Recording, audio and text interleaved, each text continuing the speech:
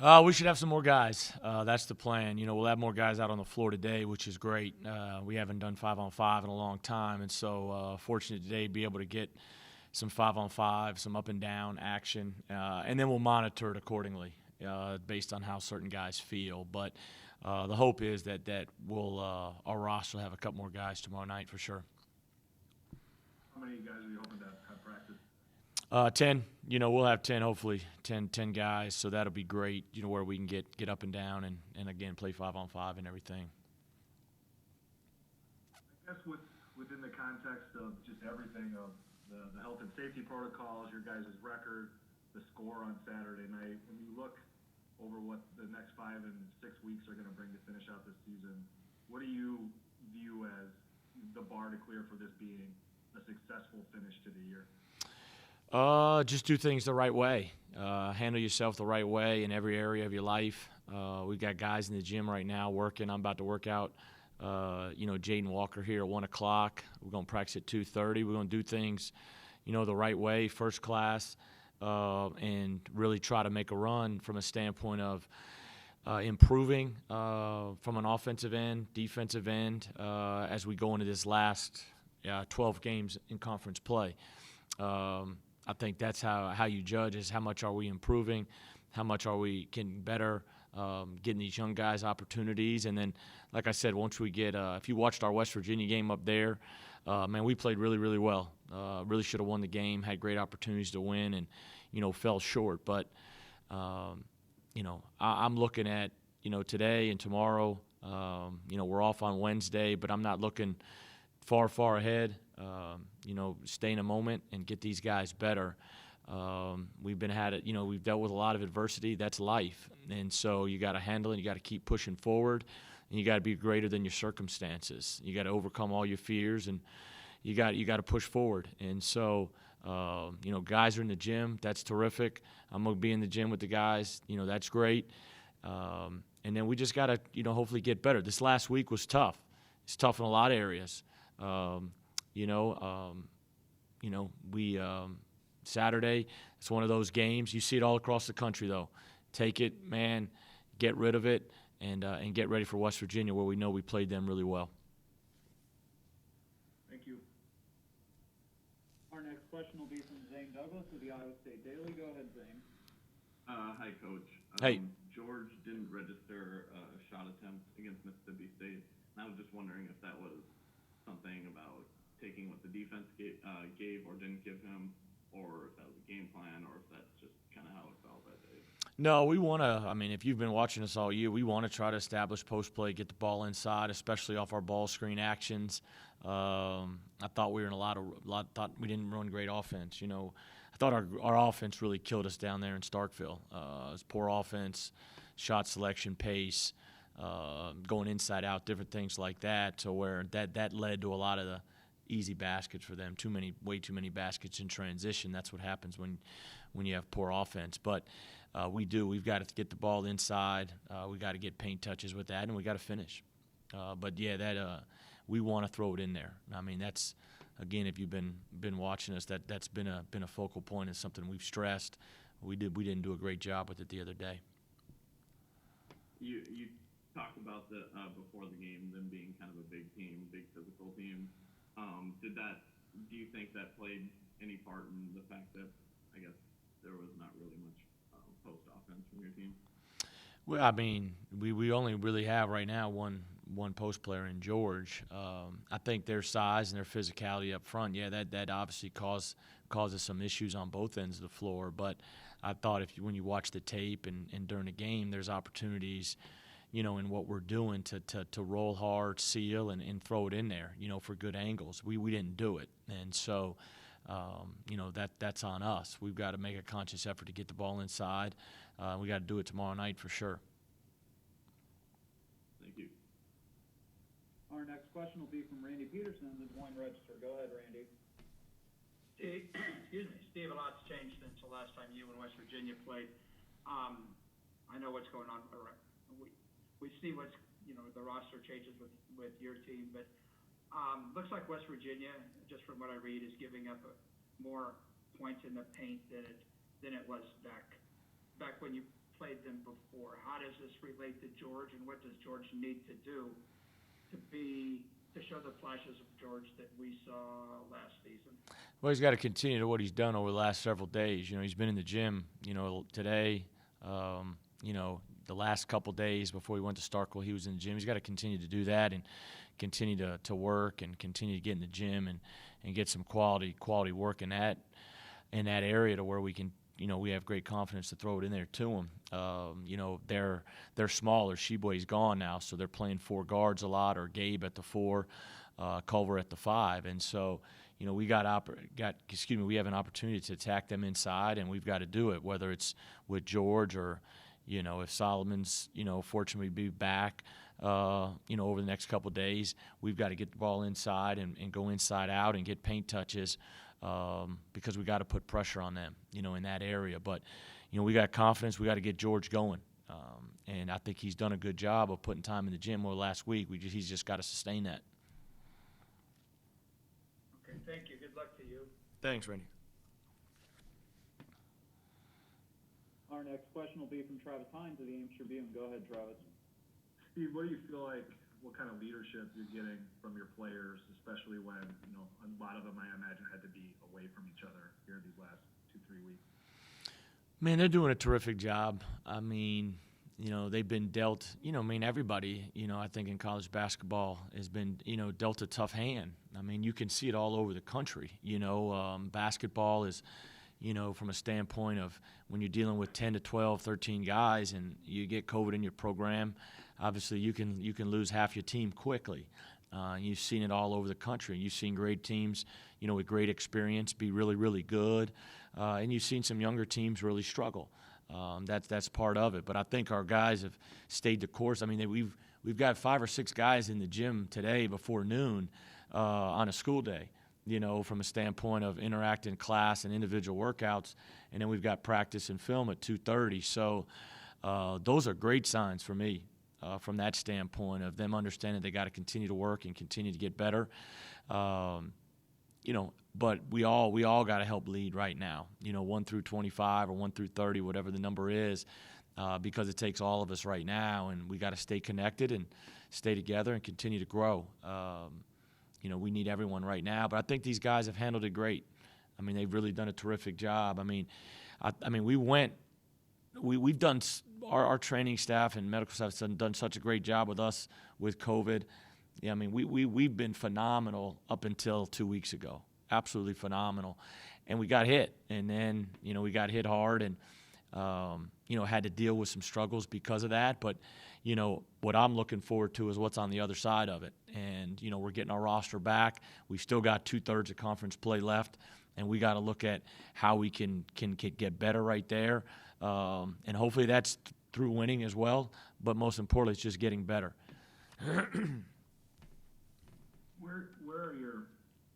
Who is this, I guess, mentally more taxing on? Is it the young guys going through this for the first time and probably having no level of adversity like this on a basketball court before, or your older guys who are, I guess could come back for another year given everything, but could be winding down their careers with a tough. Yeah. I don't know if you could point which one it's harder on. I think you could, if you were a judge or you were a lawyer, you could obviously make easy cases for both. We talked about freshmen walking into a landscape, first time away from college.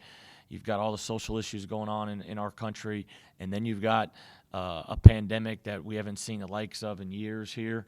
And you're basically totally rearranging and changing how you're running your day-to-day program from a standpoint of helping them, whether it's team building, practice, individual workouts, whatever it may be. And then you've got older guys like Jalen Coleman-Lands and Solomon Young that are seniors here, that Jalen Coleman-Lands has no idea what Hilton's like. He hasn't seen the fans. And Solomon has been part of a lot of good here, and he's also seen a couple tough years. And obviously, he's thinking, what's next for me? I think everybody's got their own story. That's the one thing I've got to do a great job from my staff to my players is understanding they all have their own stories, and I've got to figure out a way to help each one of them, write their own story in a positive way going forward. What are you able, in terms of improvement, I mean, given how limited you've for practice the last few weeks, and just the complete, evaporation of continuity. How do you, point this forward these last few weeks in terms of just building on? Are you starting from back to where you were in October, given the level of inconsistency for the roster? Yeah, I mean that's I wouldn't go that far back, but that's the mentality we got to take to where, man, it's a fresh start going forward, and there's be some new guys hopefully tomorrow night if everything goes well. There's no guarantees on that, but it's still going to take some time because you're throwing guys in who haven't practiced in 2 weeks. We'll practice a little bit today for the first time, so you got to refresh and get them caught up to speed. And so I just think you got to clear your mind from what's happened in the past. You got to have a fresh start going forward down these last 12 games.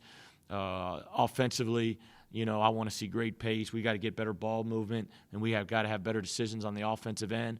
And then defensively, activity, effort, and energy that we had at West Virginia. If we can do those 6 things, 3 and 3, both offensive and defensively, going down the stretch, something will break forward, and something good will happen for these kids. And that's the most biggest thing I'm focused on, is just getting these kids to experience some good things going forward so we can build on that. Thank you. All right, that's all we have for you, Coach. All right, thanks, guys. Question will come from Randy Peterson, the Des Moines Register. Go ahead, Randy. Good afternoon, George. How we doing? Good to talk to you. Evaluate your play, you personally, through the first however many games there have been through this season. How have you played in your mind? Lackadaisical. A lot of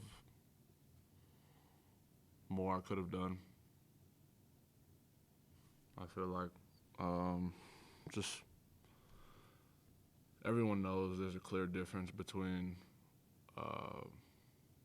an energy I had last year and the energy I got this year. But it's just all about getting back to that, and I'm working every day to strive to bring that energy, man, back. George, what's the difference? Why don't you have as much energy, as you say in your words, as you did last year? It's a lot different this year. Everything going with COVID. There's no, Hilton's not filled. So, but I'm not gonna blame it solely on that. It's I don't know. It's just me. I gotta find me, and I had to sit down and talk with a fellow friend. And we talked for an hour, and the whole conversation was just getting back to George Condit. Like, I'm still the person I was last year, and I just got to get out there and prove it. All right. Good luck to you tomorrow. Thank you. Once again, if you have a question for George Condit, please use the raise hand button in the participant panel.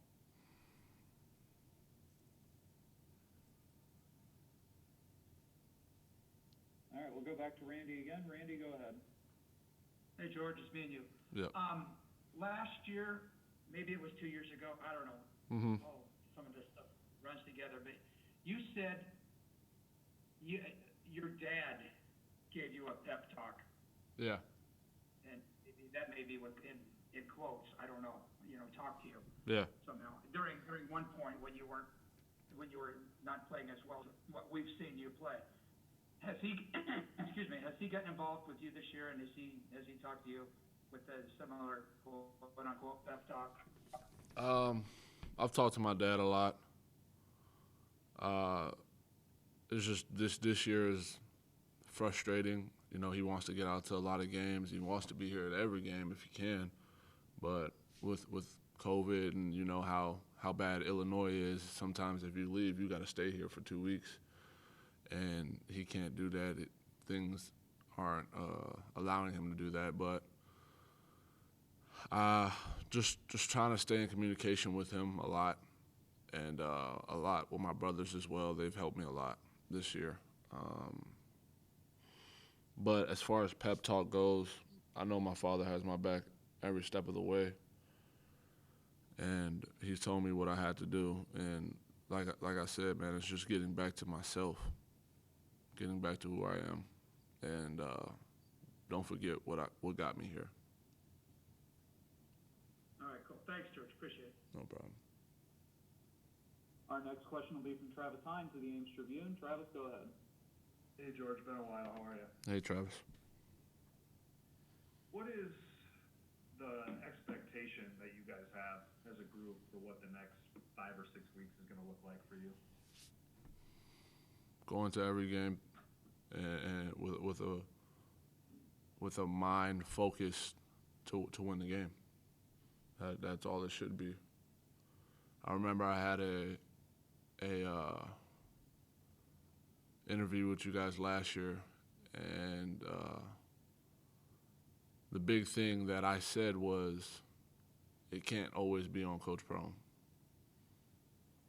This year is unlike any other. Of course, you're going to lose players from game to game, but the focus has to be on the players. The determination has to be on the players. The can't give up attitude has to be on the players. And that's what we need to have. We had that earlier in the year, close game after close game after close game. And we gotta get back to it. No matter no matter if it's a W or a loss, we gotta play hard. We can't go out there and play soft.